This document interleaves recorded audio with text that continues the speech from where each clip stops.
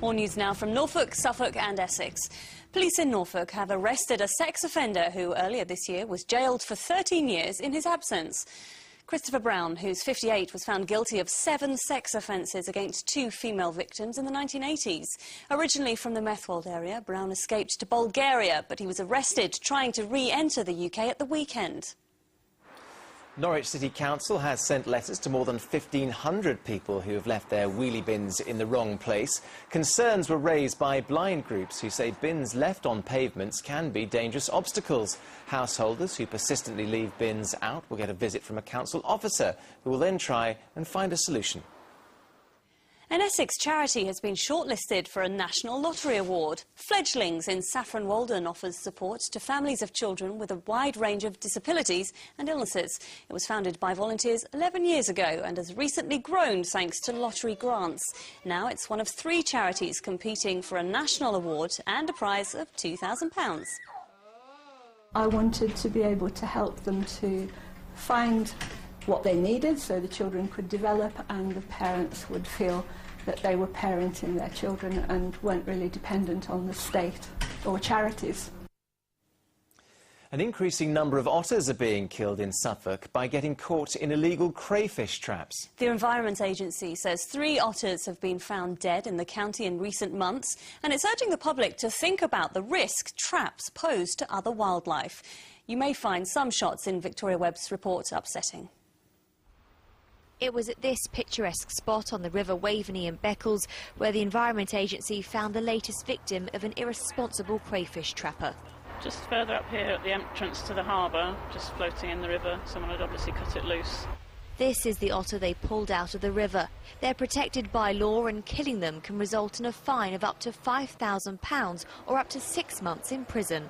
This is the type of net they're getting caught in. They're sold as live bait traps, and what this one is missing is an otter guard. So, as you can see, otters can swim in freely through the middle, probably out of curiosity, and once they're in, they drown when they can't find their way out.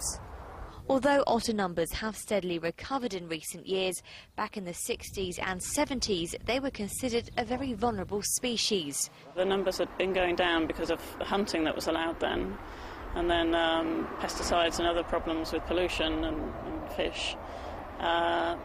Virtually wiped them out, so I think they were certainly extinct in Essex.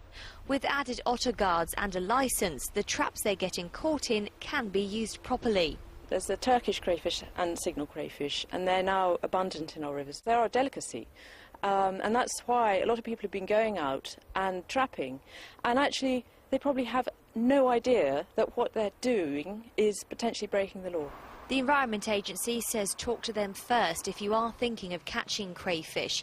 It could save further otters from an unnecessary death. Victoria Webb, Anglia News, Beccles. Now, he may strictly be a car man, but Lewis Hamilton will soon be the owner of a brand new push bike. But this is no ordinary bicycle. It's made by a firm in Diss in South Norfolk, and it costs more than your average family car, as Sally Rourke now explains. It's got all the things you'd expect: handlebars, 2 wheels and a painful-looking seat. But woe betide anyone who leaves this tied to a lamppost, for it's worth an incredible £20,000. It's handmade, it's very bespoke. You can't just pop down to Halfords and buy replacement parts. Everything's done in-house, and the volumes are very low. It's a very exclusive machine, and that comes at a price. Bury F1 Systems in Diss in South Norfolk are putting their engineering work for Formula One into bikes. How fitting then that Lewis Hamilton will own one, but each one takes about a week to make. Once the bike is all designed, it's ready, of course, to be made, and it starts off as this, a piece of carbon. But that carbon is meticulously put together into moulds. Once the materials are laid into the mould, they're put into this oven and pretty much baked at about 130 degrees for 4 hours. Oh, and by the way, this oven cost £300,000 alone. More than 40 electronic sensors are hidden in the frame, a special opportunity to measure all sorts for the cyclists. One very interesting one is we can actually measure via a pill that the cyclist swallows. We can measure their internal temperature, and that's particularly interesting to athletes who are doing altitude training or extreme environment training. John, I've got to ask you, what is it with these incredibly uncomfortable looking seats? Yes, super lightweight, at the top of the bike, which is where you don't want the weight. Very uncomfortable. Years of bedding in, and it's all in the shorts. It's all in the shorts? It's all in the shorts. I will remember that. Thank you. The bike will be used for time trials and triathlons rather than a race like the Tour de France, but it's certainly a tour de force. Sally Rourke, Anglia News, Dis. A Suffolk mother of 3 who competes in one of the world's most gruelling sports has won her latest competition.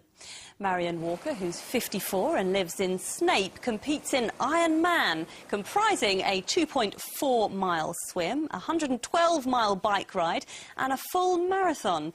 She completed her latest event in just over 14 hours, the fastest in her age group and enough to qualify for the World Championships in Hawaii in October.